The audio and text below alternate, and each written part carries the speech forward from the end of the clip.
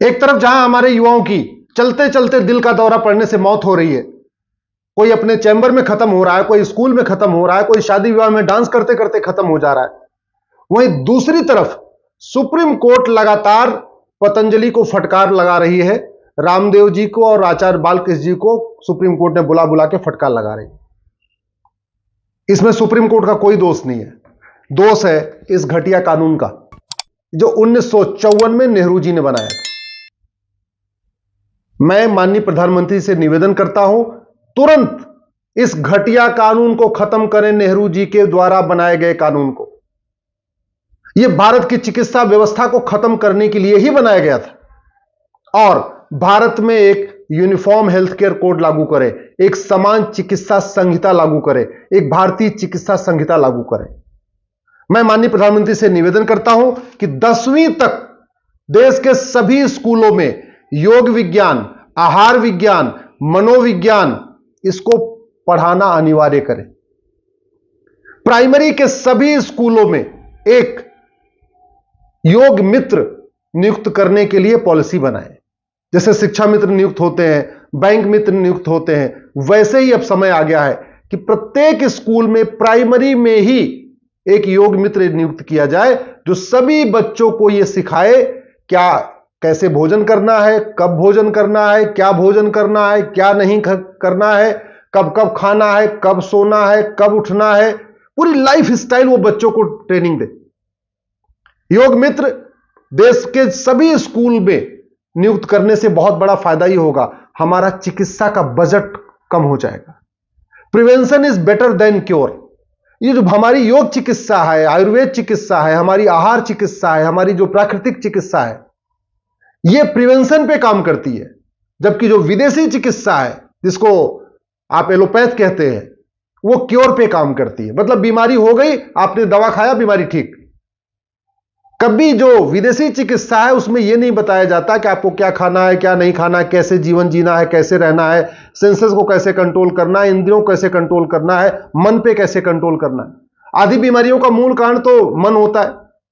कहते नहीं, आप जैसा भोजन करेंगे, जैसा आंखों से देखेंगे, जैसा आप पढ़ेंगे, जैसा सुनेंगे, वैसा आपका मन होगा। जैसा मन होगा वैसे आपकी आने वाले समय में मन शरीर में विकृति पैदा होगी, बीमारी भी पैदा होगी। इसलिए भारतीय चिकित्सा व्यवस्था को प्रमोट करना बहुत आवश्यक है और वो तभी हो सकता है जब ये कानून खत्म हो जाए और भारत में एक समान चिकित्सा संहिता लागू किया जाए। समान नागरिक संहिता ने के बारे में प्रधानमंत्री जी ने कह दिया। आज मैं हाथ जोड़ के निवेदन करता हूं, समान नागरिक संहिता से पहले समान चिकित्सा संहिता लागू करिए।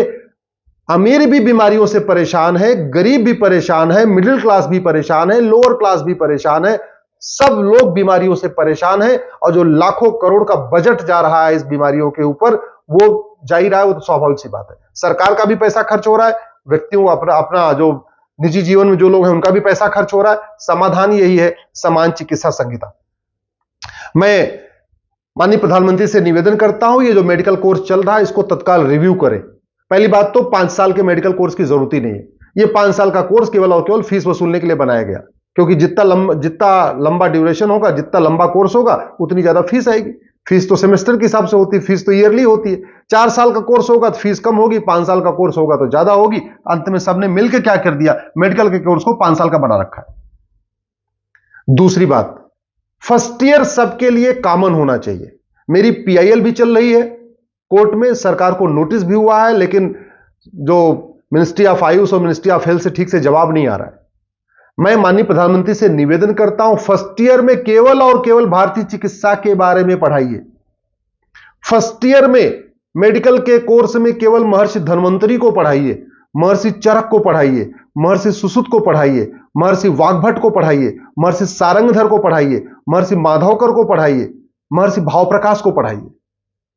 ये जो जिनके नाम मैंने लिए हैं ना, ये दुनिया के सबसे बड़े सर्जन हैं, सबसे बड़े फिजिशियन हैं।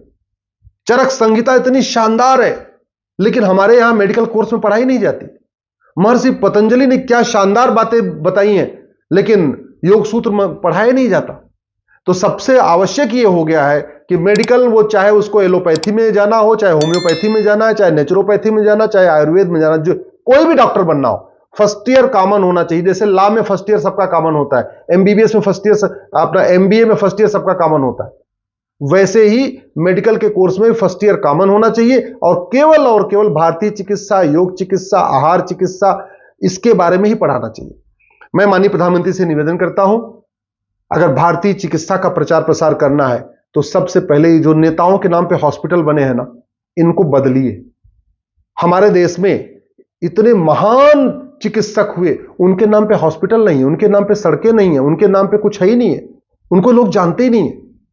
भाई जितने भारत के एम्स हैं उनका नाम नेताओं पे क्यों होना चाहिए? एम्स, जितने बड़े एम्स है, या जैसे सफदरजंग है, वो डॉक्टर नहीं था फिर भी सफदरजंग हॉस्पिटल है। राम मनोहर लोहिया हॉस्पिटल, लोहिया जी डॉक्टर नहीं थे फिर भी राम मनोहर लोहिया हॉस्पिटल। राजीव गांधी डॉक्टर नहीं थे फिर भी Rajiv Gandhi cancer institute. Indira ji doctor नहीं थी फिर भी इंदिरा जी के नाम पे हॉस्पिटल। जवाहरलाल जी कोई डॉक्टर नहीं थे फिर भी उनके नाम पे हॉस्पिटल।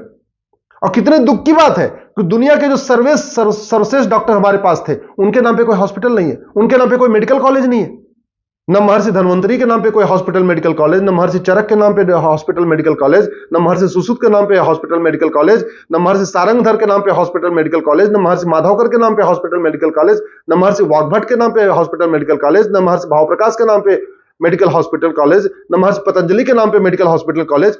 अगर वास्तव में इस भारत की चिकित्सा व्यवस्था को बढ़ाना है तो सबसे पहले हॉस्पिटल और मेडिकल कॉलेजों का नाम हमारे ऋषियों महर्षियों पे होना चाहिए।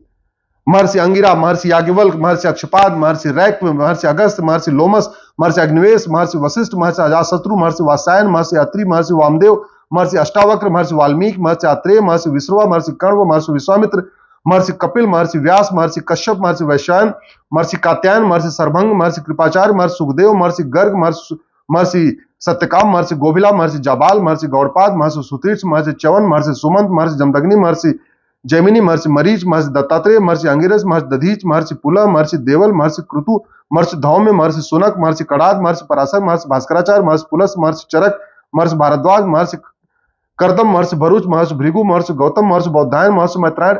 इतने हमारे बड़े बड़े ऋषि महर्षि हुए, उनके नाम पे ना कोई मेडिकल कॉलेज है, ना कोई हॉस्पिटल है। बस पॉलिटिकल पार्टियां अपने अपने हिसाब से अपने अपने नेताओं के हॉस्पिटल खोल रही हैं, जबकि उनका इलाज से कोई लेना देना नहीं था। इसलिए माननीय प्रधानमंत्री से निवेदन करता हूं, भारत के जितने प्रमुख हॉस्पिटल हैं, जितने मुख्य मेडिकल कॉलेज हैं, उनका नाम ऋषियों महर्षियों पे रखिए। आयुष्मान योजना, जो आयुष्मान कार्ड है, ये केवल और केवल आयुष में ही इलाज कराने पे चलना चाहिए। या आयुष्मान जो कार्ड है, ये एलोपैथ पे नहीं चलना चाहिए, विदेशी चिकित्सा पे नहीं चलना चाहिए। दुनिया की सबसे बड़ी स्कीम है आयुष्मान भारत योजना, लेकिन वो सारा का सारा उसमें यूज कैसे हो रही है? विदेशी चिकित्सा पे। अरे जब नाम उसका आयुष्मान भारत है, तो आयुष्मान भारत जो कार्ड है वो आयुष पे लागू होना चाहिए। यानी एलोपैथी, अगर आप आयुर्वेद से इलाज कराते हैं, नेचुरोपैथी से इलाज कराते हैं, आप योग चिकित्सा से इलाज कराते हैं, उस पर लागू होना चाहिए, न कि विदेशी चिकित्सा पे। इतनी बड़ी योजना है, सारा का सारा पैसा कौन? फार्मा कंपनियां ले जा रही है उससे। जितना सरकार का पूरा पैसा जा रहा है, सारा का सारा फार्मा कंपनियां ले जा रही है। आयुष्मान कार्ड आयुर्वेद पे चलता ही नहीं है। आयुष्मान नाम है आयुष, आयुष्मान कार्ड, और आयुष उसमें है ही नहीं है। आयुष्मान कार्ड से आप आयुर्वेद में इलाज नहीं करा सकते, योग में इलाज नहीं करा सकते, प्राथमिक चिकित्सा में इलाज नहीं करा सकते। तो ये इसको बदलने की जरूरत है। और जो डॉक्टर का मतलब एमबीबीएस हो गया है और दवाई का मतलब एलोपैथी हो गया है, इसको बदलने की जरूरत है। डॉक्टर का मतलब योगाचारी क्यों नहीं? डॉक्टर का मतलब आयुर्वेदाचारी क्यों नहीं? डॉक्टर का मतलब वैद्य क्यों नहीं?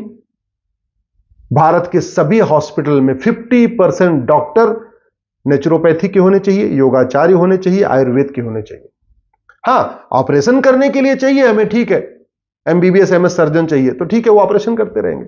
लेकिन दवाई देने के लिए हम पूरी तरीके से जो सिंथेटिक ड्रग पे डिपेंडेंट क्यों हैं?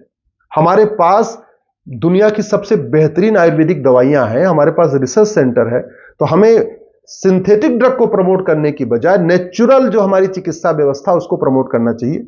इसलिए माननीय प्रधानमंत्री से निवेदन करता हूं, समान नागरिक संहिता का आपने वादा कर दिया है, लेकिन अब आप समान चिकित्सा संहिता लागू करने का वादा करिए।